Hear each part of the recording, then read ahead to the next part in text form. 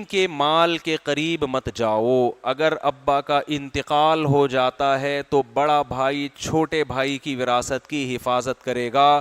اللہ نے فرمایا اگر اس میں سے ایک لقمہ بھی تم نے کھایا تو سمجھ لو جیسے آگ کے انگارے کھا رہے ہو, چاہے وہ بھائی ہو یا بہن ہو, چھوٹی بچی کی وراثت یا بچہ ہو. سمجھ میں آ رہی ہے بات کہ نہیں آ رہی ہے؟ اس کے کھانے کی اجازت بولو نہیں ہے. چھوٹے بچوں کے حقوق بہت زیادہ بیان کیے گئے ہیں. پھر اللہ نے فرمایا ان کے مال کی حفاظت کرو, بالغ ہوتے ہی ان کو مال مت پکڑاؤ, اس وقت مال ان کے حوالے کرو جب ان میں پیسے کو سمجھنے کی سمجھ بوجھ پیدا ہو جائے.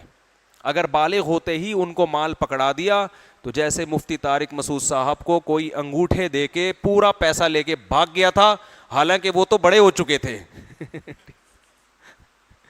ایسے ہی چھوٹے بچہ ابھی 14-15 سال کا بالغ تو ہے وہ 15 سال کا, لیکن اللہ فرماتے ہیں وَلَا تُؤْتُوا السُّفَهَاءَ أَمْوَالَكُمْ, ان ناسمجھ بچوں کو وراثت کا مال ہاتھ میں مت پکڑاؤ, اس لیے کہ کل کوئی سبزی والا آئے گا, بلکہ سبزی والا کیا ان کو تو خاندان والے ہی کھا جائیں گے.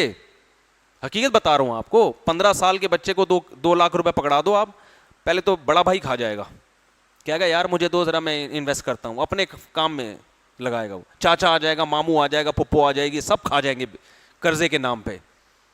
اللہ نے فرمایا اس کی حفاظت کرو. کیسا دیکھو اسلام مال کی حفاظت کا حکم دیتا ہے. 1 روپیہ بھی کھایا نا آنکھ کے انگارے کھا رہے ہو, حفاظت کرو.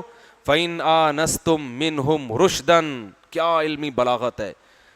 فرمایا حتیٰ اذا بلغوا النکاح, جب نکاح کی عمر کو پہنچ جائیں یعنی بالغ ہو جائیں, 15 سال کے ہو جائیں, تو فوراً حوالے نہ کرو. ان آنستم منہم رشدن, دیکھو یہ سمجھدار ہے یا نہیں. اس سے پتہ چلتا ہے نکاح کے لیے سمجھدار ہونا ضروری نہیں ہے. اللہ نے کہا نکاح کی عمر کو تو بالغ ہوتے ہی پہنچ, یہ ٹیکنیکل پوائنٹ آپ کو کتابوں میں نہیں ملیں گے. نہیں آ رہی بات؟ حتیٰ اذا بلغوا النکاح, اللہ کہتے ہیں جب بالغ ہو جائے نا, نکاح کی عمر کو پہنچ جائیں, یعنی وہ تو 15 سال میں پہنچ گئے. پیسہ اس وقت نہیں پکڑانا. پیسہ اس وقت, پیسے کے لیے صرف بالغ ہونا کافی نہیں ہے, نکاح کے قابل ہونے کے لیے بالغ ہونا اللہ کی نظر میں کافی ہے. فرق کیا ہے میں بتاتا ہوں ابھی. فرمایا پیسہ مت پکڑاؤ, پیسہ اس وقت پکڑاؤ, سوال پیدا ہو جب نکاح کے قابل ہو گئے تو پیسہ بھی پکڑا دو. تو میں تو نکاح کر کے بھی اس قابل نہیں ہوا تھا کہ مجھے پیسہ پکڑایا جائے. نکاح کے قابل تو ہونا, میرے تو بچے پیدا ہو گئے تھے جب میں نے پیسہ پکڑا کے برباد کیا ہے.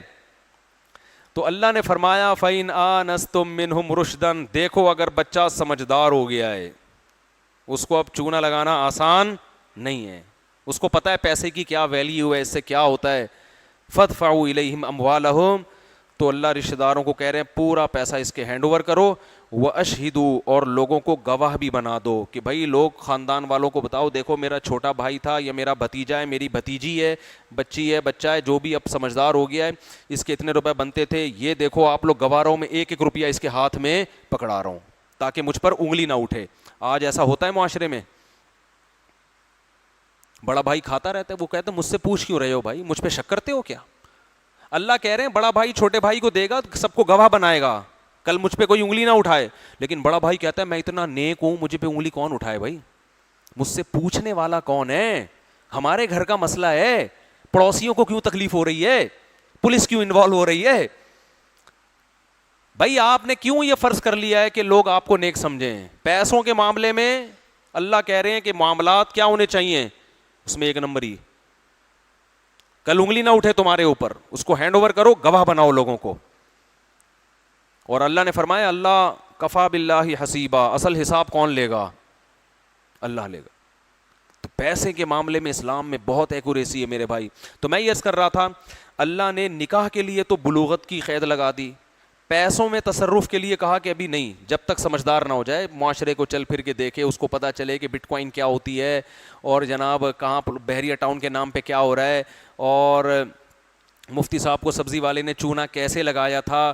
ٹھپوں سے کچھ بھی نہیں ہوتا, انگوٹھے کسی کام کے نہیں ہیں. یہ سب چیزیں سمجھ جائے گا, بیان بھی ہمارا سن لے گا.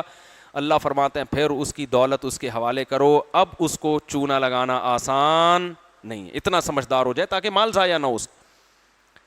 تو پیسے کے لیے تو اللہ نے شرط لگائی ہے کہ سمجھداری, نکاح کے لیے